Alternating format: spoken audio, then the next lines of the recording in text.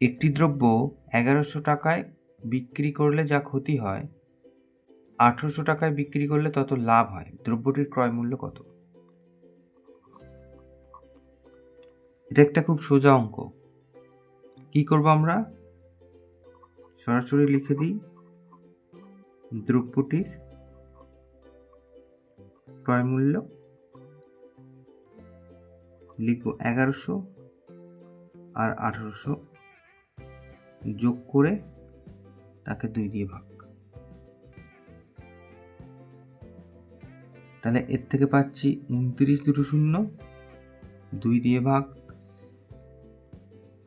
পেয়ে গেলাম 14 দুগুণে 28, 5 দুগুণে 10, এত টাকা। তাহলে এটাই হচ্ছে উত্তর। তাহলে এক চান্সে খুব তাড়াতাড়ি হয়ে গেল।